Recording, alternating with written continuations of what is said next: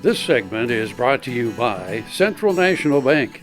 Put our ag professionals to work for you. Today I'm joined at the Horse Care 101 with Mr. Eric Thompson. He is from the Kansas City metro area with Code 3 and the Equine Emergency Response Team. That is correct. And the Emergency Equine Response Unit focuses on technical large animal rescue techniques, and we teach that to first responders, veterinarians, vet techs, and horse owners all over the country. So today, thank you for hosting us here. We were able to share a little bit of awareness of how people can safely move downed animals or work around downed animals so they can take that information back to their first responders, their fire departments, their veterinarians, let them know that we're around and that we're able to provide classes and instruction for those groups across the country, and hopefully create an awareness level for a safer extrication of animals in need. Yeah, and I think that that's something that people don't think about until they get in those situations. Like, man, how would you move this animal? And that's exactly what you guys do, is help with the training in all kinds of aspects. You help here at the vet school, getting some of the students ready, and then some of even us clinicians, but also the fire departments and everything. How far do you go? Do you stay mainly in Kansas or in Missouri, or what's kind of your range of training? For training, we teach all over the country. Okay. We've taught at Clemson University in New York, all the way out to California, north and south. We go border to border for training. For response, because we do actually provide response and support for veterinarian call-outs and first responder call-outs for Kansas and Missouri, we have about a 2-hour range outside the Kansas City metro for all the states. Okay, and that, you know, I think that that's something that maybe people don't even know is out there as a possibility that needs some help, that maybe they don't know, and that they could give you guys a call. And what would be that contact or be able to get a hold of you, maybe go to your website, or what would be a way to get a hold of you in those kind of situations? Absolutely. To learn more about us, you can go to our website. It's EERULAR.org, which is Emergency Equine Response Unit Large Animal Rescue.org, or you can go to ASARtraining.org, because it promotes both the large and small animal technical rescue techniques that we share. It shows our responses that we've done with the actual rescues. It shows a lot of our trainings, and it shows our participation here with K-State in partnership to get this information out, so as the veterinarians and vet techs go out into the world, they can take this information with them.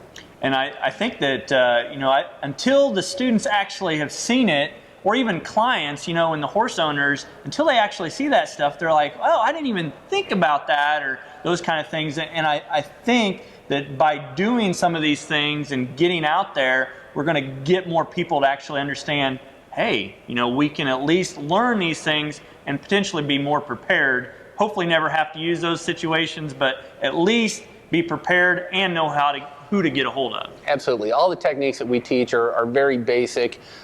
We have some very expensive toys that we can show off, but at the same time, we appeal to the horse owner that's going to be first on scene to teach them the basic safety aspects. As horse owners, we all love our animals and their family members, and we get complacent and don't always remember that they're going to have a fear response and may react unpredictably. So we teach those basic safety rules that apply both to first responders and horse owners. They take that out in the field, and then we can apply technical rescue techniques and training. That is great. And what's kind of your new toy, I guess, that you kind of have that you could use if needed? I think I saw that you had that. Can you explain at least a little bit about that? We were asked to test a prototype A-frame. It's the first of its kind in the country. Dr. Kathleen Becker developed it in Virginia, and she knew of our training. We had one of the more technical trainings across the country, and she sent it to us from Virginia and asked us to run it through its paces and do a test run on it. This A-frame is humongous. It stands 20 feet. It can lift 20,000 pounds. She did the test runs with actual automobiles on the list, and that's to give a safety rating so we can lift a Belgian horse and know that equipment's going to be solid. So we've been putting it through its paces. We're actually going to do an awareness class for a horse club here at K-State where we'll have that A-frame up and be able to show it off. And then of the recommendations that we send back to Dr. Becker, she'll put the final tweaks on it, and it'll be available for purchase in 2015. That is great. So I think that's the biggest thing, is just knowing that you guys are out there, knowing that there's training that's available from one side of the ocean to the other, right? You bet. Coast to coast. That is great. Well, sure appreciate you coming here and the great partnership we have with you here at Kansas State. Thank you for having us. I'm Dr. Chris Blevins at Kansas State University Veterinary Health Center, and we'll see you around.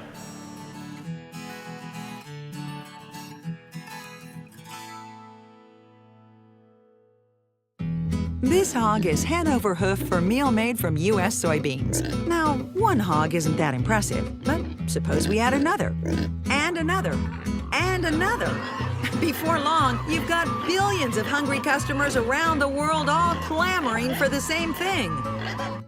Our soybeans. Learn more about the billion-dollar appetite of animal agriculture at BeyondTheElevator.com. Brought to you by America's soybean farmers and their checkoff.